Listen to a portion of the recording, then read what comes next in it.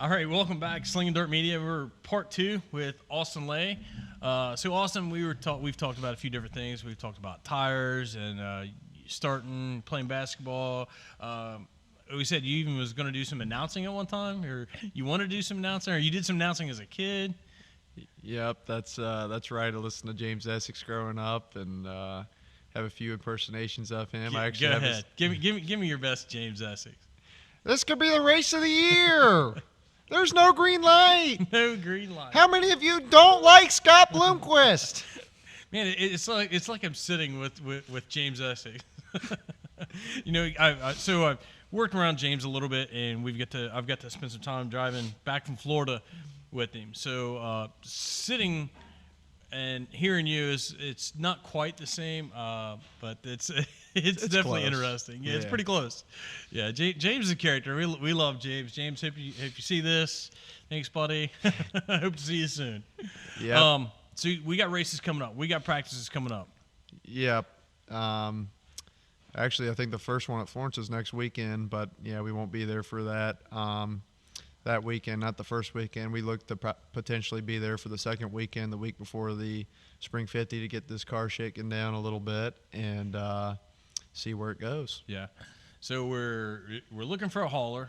That's going to maybe potentially or could depend on what the season somewhat's going to look like. You talked about wanting to possibly run Ironman series some. Yeah, possibly. We just gotta see where that all goes. Honestly, if we don't get a race hauler here soon, we might have to see if we can borrow somebody's. Get a rollback or something. Until we can get one. I'm sure when the big boys see us rolling in a rollback or something, they'll be like, "Oh, is that the new S&S? We gotta go get that." Right. So there's hopefully some options if something turns up soon. So what else we got new for this year? You got some other stuff coming up, or obviously I know your dad's a big part of your racing program and helps and coaches and teaches you and does a lot of your setup. How's that going to play out when you guys are actually now racing each other? I mean, Dad's going to be worried about his car some too, but yeah, that'll be a little difficult. He won't be able to watch me, or Right. at least I hope not. I hope I'll be racing with him at all times. He won't be able to critique me really. I'll really be relying on my crew, which I can't thank enough. We've been really fortunate to have some of the best crew members to help us I know your dad's got some guys who've been around a long time, and I think there's one wandering around the shop here somewhere. Yeah, Darren Gosney, he's kind of he's a big part of this program. Yeah. Troy Perry, Tom Richard, we call him Tailbone. Yeah, he's supposed to be due back here pretty soon. I think he'll be back next week, so he'll be here for all the fun. Good. And our shop foreman will be back at the plumbing shop. Yeah. Mark Cradler, he's helped Dad so much. If it weren't for Mark at one point, I think I really don't know if Dad would still be doing this, just because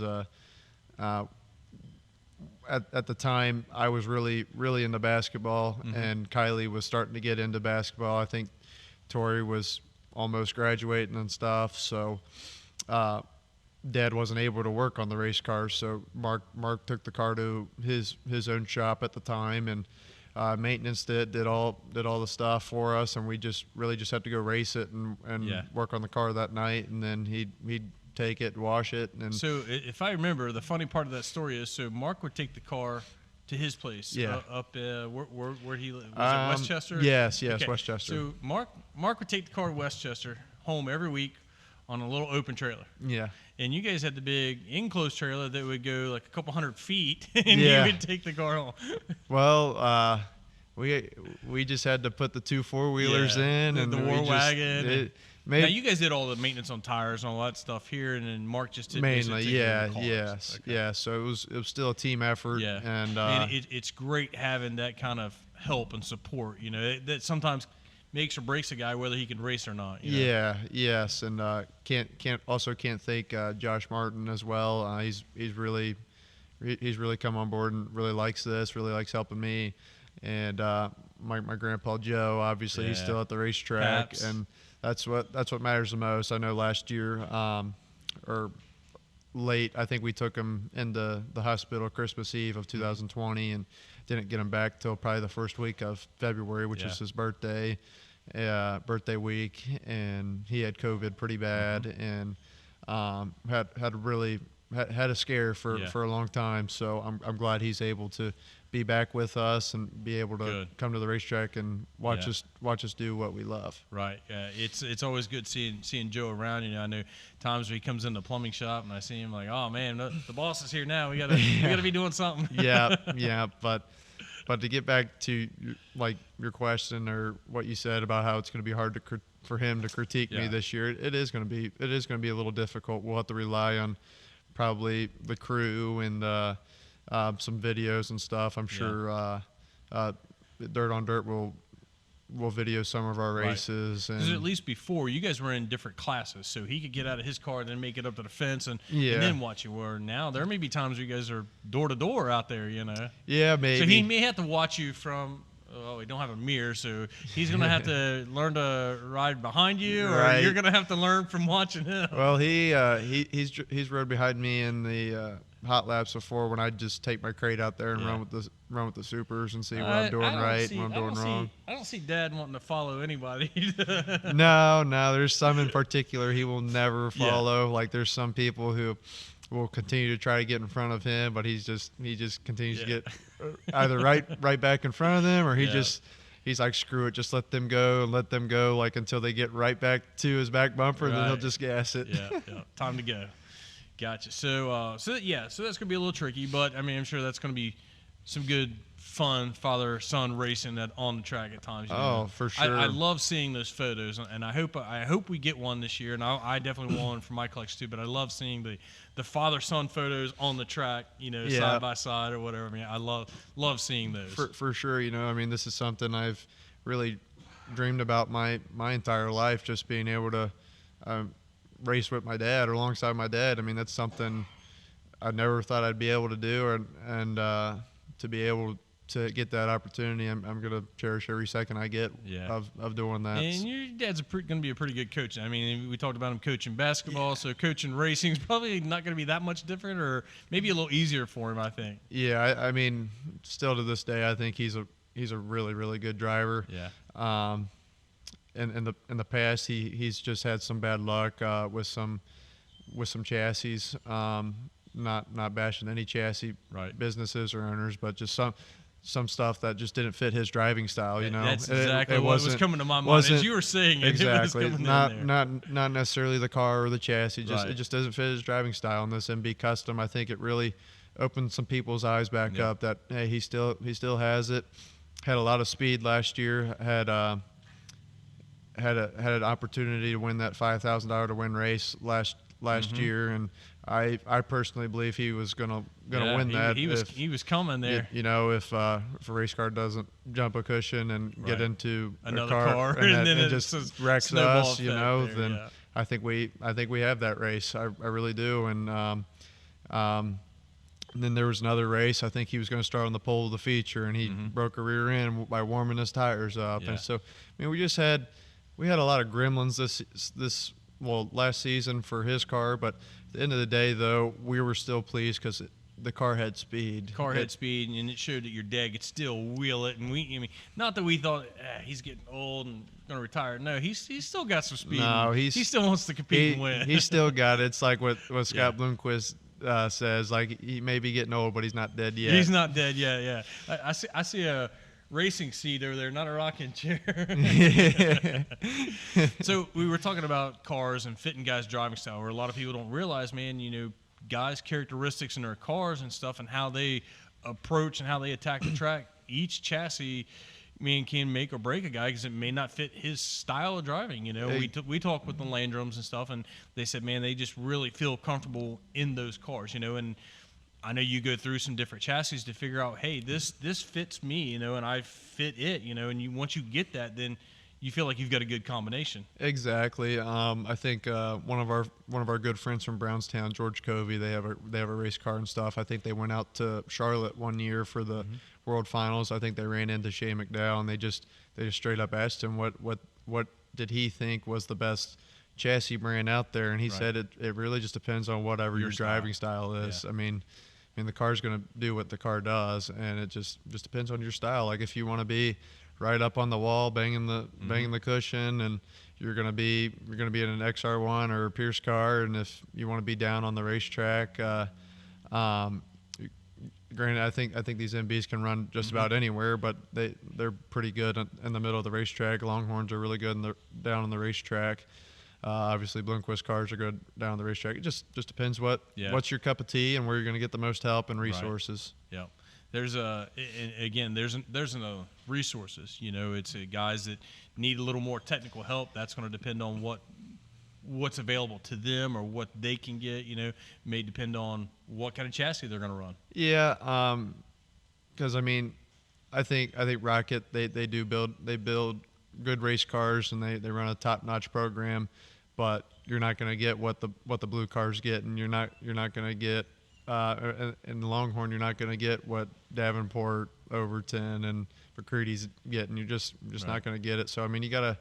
And the thing with these MB Customs, you know, like Chris and Jimmy Mars, they've been probably the best help we've ever had, because they give us the latest and greatest of everything, of what they've got available. Absolutely, and they just want to see all their cars succeed, which should be every you would chassis think every builders, chassis builder, hey, we want our cars to win, but I mean, I know, like we talk about the Blue Rocket. I mean, those guys are out there competing. Yeah, they want to win too. They want to win too, and heck, they're doing it for a living. They got to make money. So and I guess they see it as if their car wins, it's a win-win for them, because they won. But when they win, they're selling more cars too. Exactly. So. Can't blame them for that too much. No, not at all. No, I'm not blaming anybody at all, because they got to win money too to continue to go up and down the road. So they're not just going to give you everything, and I don't blame them if we're running really good and stuff, and I'm not going to tell somebody what we're doing, because then they're going to have a chance to beat us. Like, why would I do that? When I got into the modified, there was a couple of guys I could. Hey, I'm brand new to this. I don't know anything about this. Just I'm not asking you for what you're doing. Just point me in the right direction. And you know, there was a couple of guys that said, man, you can take measurements, pictures, anything you want. I'll tell you exactly what I got. You know, if it works for you, it works for you. You know, they were really good guys to help and learn. You know, when you're new like I was at the time. So right, some people will still do that, but majority of them won't. So. Yeah, majority won't. It's hard to get that nowadays. Everybody's pretty cutthroat nowadays. Yeah. So season's getting ready to start. So we're obviously, the weather's nice out today. We're gonna try to get out and on the road a little bit. We're glad to have winter behind us, and man, season's almost here. I'm excited. I'm really excited. We really need to see when we get done here, if Josh could just have practice today, and we can go out and watch a little bit. Can we get the mandatory wheel pack or late models track in like 2 hours or something? If they need anybody to wheel pack, all you gotta do is just call Tim McCready. He'll come do it. He'll volunteer. If Tim McCready ever sees this, I hope he does not hit me. McCready's a great guy, but I just know he's not a fan of wheel packing. I think he'd rather have fuel money than strawberries to go out and wheel pack. So love you, Timmy, but I get it. Fuel is a little more costly than strawberries. Yeah, no, that's funny, but yeah, it's beautiful out today. Again, it's going to be 74 degrees out, sunny. Yeah. I know a week from today it's going to be back to cold a little bit, but I think still think it'll be sunny, and still a lot of time for the radar to change a little bit. So you never know. We're just a few weeks away, so we got to get a motor in that hot rod. This one's already got one in it, so I know you guys are getting close. So. Yeah, we're just gotta put some finishing touches on this car, and this car is going to be about ready to fire up. We get those shocks back, bolt them on, or have tailbone go through them a little bit, because he likes doing that stuff. He likes to tinker, engineer. Yeah. I got to get his motor back. It's been out since November, and we're just waiting on pistons, but it's not like it's really last minute. It's just you guys aren't the only ones. I know other racers at other engine builder shops or other engine shops. So it's not just your guys' engine builder. There's other engine builders that get it. And there's a lot of people across the board everywhere that are waiting on parts. You know, not just in the racing world. It's everywhere. There's people needing stuff. You know? Parts are difficult to get. Haulers are hard to come by right now, and tires are a big problem too. Yep. So again, I hope all promoters look to open that up to where we can run American Racers and Hoosiers, Give whatever you you guys want. some options, yeah. Give us more options. Let us do what we want to do, Yep. and help everybody out. yeah, it would really help everybody out. I just would love to see those guys do the right thing and let us do that. Right. Well, Austin, I wish you nothing but best of luck. I hope everything works out. Hopefully for everybody. Hopefully we all start getting parts, and we get some good weather. We can get some racing in this year. And yeah, again, I really appreciate it. Really appreciate you having me and Dad on. Obviously, Absolutely. you had him on about a month ago. I think that's still your highest viewed one. A lot of people wanted to hear what he had to say, so that was pretty awesome. I think I've been getting some requests, so there could be a part 2. I may have to get Dad back on. I know there's some other stuff he wants to talk about. I can hear him hitting over there.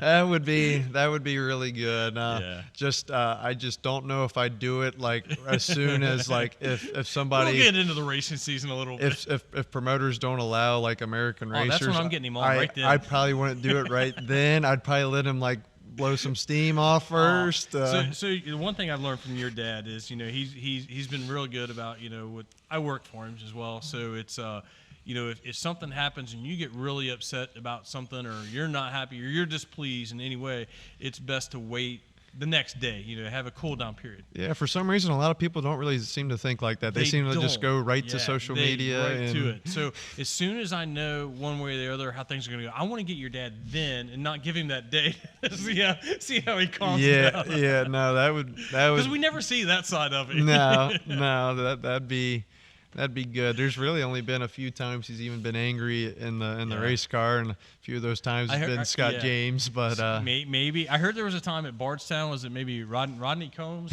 Maybe I heard. The dirt track world championship. Yeah, Rodney Combs. Yeah. I couldn't tell you what happened. So it's just those are sides of you don't see that out of your dad very often. So those are rare occasions. Usually very calm, cool, and collected. Yes, he is. He's very.